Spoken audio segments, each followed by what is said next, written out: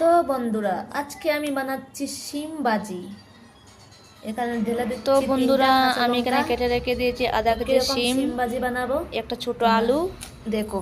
আর ঢেলে দিচ্ছি 3টা তো এখানে কাঁচা আমি লঙ্কা কেটে। চুলা ধরাচ্ছি। তো বন্ধুরা, কড়াইটা গরম হয়ে গিয়েছে, আমি এখন তেল ঢেলে দিচ্ছি। তো বন্ধুরা, আমি এটা বলতে ভুলে গিয়েছি, সেটা হলো গিয়ে আমি বানাচ্ছি ভেজ শিম ভাজি। আমি দিয়ে দিচ্ছি 2টা শুকনো লঙ্কা।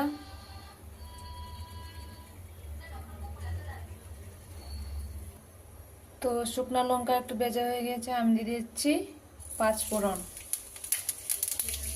5 ফোড়নটাও হয়ে গেছে, এখন আমি দিয়ে দিচ্ছি শিম।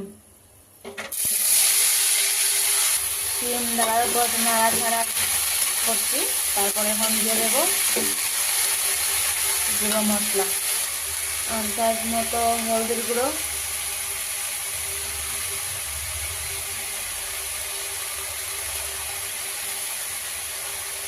আর একটু শুকনো মরিচের গুঁড়ো দিয়ে দিচ্ছি, 1 চামচ লবণ দিয়ে দিচ্ছি। একটু নাড়াচাড়া করে ঢেকে রাখবো। একদম ইজি বানানো, তো কষ্টও নেই, ঝামেলাও নেই, টাইমও লাগে না, অনেক সময় লাগে না, তাড়াতাড়ি হয়ে যায়। তো এখন আমি 5 মিনিট ঢেকে রাখবো। এখন আমি ঢেকে রাখলাম 5 মিনিট। 5 মিনিট পর আবার দেখবো আমি।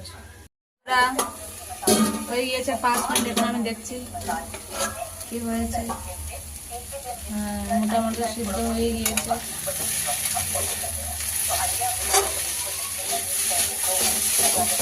আর 2 মিনিট নাড়াচাড়া করে আঁচে ভেজে নামিয়ে দেবো। অনেকে আছে মাছ মাংস খেতে ভালোবাসে না, পছন্দ করে না, তো এটা তাদের জন্য বানিয়ে খেতে, সবাই বানিয়ে খেতে পারবে। তো ওর জন্য খুবই ভালো রেসিপিটা, অনেক ইজি বানাতে। আর যারা অনেকে আছে রান্না করতে পছন্দ করে না, অনেক টাইম লাগে, ওদের জন্য এটা একদম ইজি ব্যাপার, একটু টাইম লাগে না, বানাতে ইজি লাগে।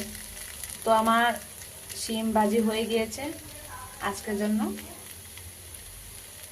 Tata, bye bye.